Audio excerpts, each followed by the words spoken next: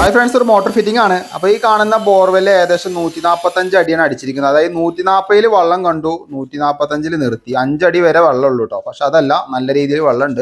വെള്ളമുള്ള കാരണം കൊണ്ട് അവർക്ക് അടിക്കാൻ പറ്റായിരുന്നു കേട്ടോ. അപ്പോൾ ഞാൻ മിനറൽ വാട്ടർ കൂടി കൂളൻ്റ് കൂടി മിക്സ് ചെയ്തിട്ടാണ് ഇതിൽ ബോർവെല്ലിൽ ഒഴിക്കുന്നത് കേട്ടോ, മോട്ടറിൽ ഒഴിക്കുന്നത്. ശരിക്കും പറഞ്ഞാൽ കൂളൻ്റ് ആണെന്നുണ്ടെങ്കിൽ നിങ്ങൾ എങ്ങനെ ചെയ്യുകയാണെന്നുണ്ടെങ്കിൽ മോട്ടറിൻ്റെ വൈൻഡിങ്ങിനെ കുറച്ച് ലൈഫ് കിട്ടുന്നതാണ്. ബോർവെല്ലിലത്തെ വെള്ളമൊന്നും ഉപയോഗിക്കരുത്. അത് ഹാർഡ്നസ് കൂടിയ വെള്ളമായതുകൊണ്ട് പെട്ടെന്ന് വൈൻഡിങ് ഇഷ്യൂ വരും കേട്ടോ. അപ്പോൾ ഈ വീഗാർഡിൻ്റെ മോട്ടർ ആയതുകൊണ്ട് തന്നെ ഇതിൻ്റെ കൂടെ അഡീഷണൽ ആയിട്ട് നെറ്റ് വരുന്നുണ്ട് കേട്ടോ. അപ്പോൾ ചളിയിലോ ഇതൊക്കെ ആണെന്നുണ്ടെങ്കിൽ ഈ നെറ്റ് ഉപയോഗിക്കാം. അപ്പോൾ അതേപോലെ തന്നെ ഇതിൻ്റെ SS-ൻ്റെ നമ്മൾ കോളറാണ് ഉപയോഗിക്കുന്നത്. ഈ കോളം പൈപ്പ് ആയതുകൊണ്ട് ഇതിൽ GA വരുന്നുണ്ട്, SS-ഉം വരുന്നുണ്ട്. GAക്ക് റേറ്റ് കമ്മിയാണ്. SS ആകുമ്പോൾ റേറ്റ് കൂടുതലാണെങ്കിലും ലൈഫ് ലോങ് ഗ്യാരണ്ടി ആണ്, ഒരു പ്രശ്നവും വരില്ല.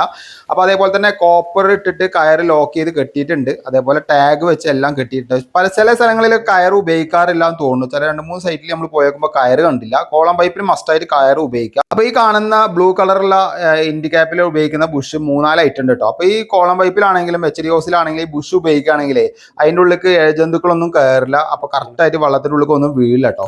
മുകളിൽ ഓസ്കോളർ ഫിറ്റ് ചെയ്ത് എല്ലാം സെറ്റ് ആക്കി അതിൻ്റെ മുകളിൽ ഒരു NRV കൂടി നമ്മൾ സെറ്റ് ചെയ്ത് കൊടുത്തിട്ടുണ്ട്. അപ്പോൾ ബാക്കി കുറച്ച് വയറും കയറും ഉണ്ട്. കാരണം ഒരു 5 അടിയും കൂടി ഇറക്കാനുള്ള ലെവലിലാണ് നമ്മൾ സെറ്റ് ചെയ്തിരിക്കുന്നത്.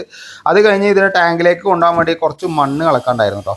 അത് കളച്ച് കഴിഞ്ഞ ശേഷം അതിൻ്റെ അടിയിൽ കുറച്ച് കോൺക്രീറ്റ് ഉണ്ട്, അതുകൂടി നമ്മൾ കട്ട് ചെയ്ത് കൊടുക്കുന്നുണ്ട്. കാരണം ഇവിടെ വാട്ടർ ലെവൽ ചെയ്യുന്ന സമയത്ത് മണ്ണ് കുറച്ച് എടുക്കുന്നുണ്ട്. അപ്പോൾ ഇതിൻ്റെ തൊട്ട് ബാക്കിൽ തന്നെയാണ് മോട്ടറിൻ്റെ സ്വിച്ച് വരുന്നത്. അപ്പോൾ നമുക്ക് 2 ലെങ്ത് പൈപ്പാണ് അവിടെ ഇവിടെ യൂസ് ചെയ്യേണ്ടി വന്നുള്ളൂ കേട്ടോ. അപ്പോൾ അതിൻ്റെ ബാക്കിൽ തന്നെ നമ്മൾ മോട്ടറിൻ്റെ സ്വിച്ചിൻ്റെ മുകളിൽ തന്നെ നമ്മളൊരു പാനലും വെച്ച് കൊടുത്തിട്ടുണ്ട്. അപ്പോൾ ഇതിൽ കോൺടാക്ടറും ടൈപ്പൊക്കെ ഉള്ള ഒരു പാനൽ സ്വിച്ചാണ്. അതേപോലെ തന്നെ RYB കറക്റ്റാക്കി ഫേസ് ന്യൂട്രൽ നമ്മൾ കറക്റ്റാക്കി കൊടുത്തിട്ടുണ്ട്. അപ്പോൾ മോട്ടറിൻ്റെ സ്വിച്ച് ഓൺ ആക്കിയാലോ. അപ്പോൾ ഫസ്റ്റ് വോൾട്ടേജ് 233 കാണിക്കുന്നുണ്ട്. സ്റ്റാർട്ട് ചെയ്തപ്പോൾ 220 കാണിക്കുന്നുണ്ട്. ആംബിയർ ഏകദേശം 7.8 കാണിക്കുന്നുണ്ട് കേട്ടോ. അപ്പോൾ നമുക്ക് വെള്ളത്തിൻ്റെ ലെവൽ നോക്കിയാലോ. വെള്ളം എന്ന് പറഞ്ഞു കഴിഞ്ഞാൽ അത്യാവശ്യം ഫ്ലോയിലാണ് വരുന്നത് കേട്ടോ. നല്ല പവറിൽ വരുന്നുണ്ട്, ഒരു വ്യത്യാസമല്ല.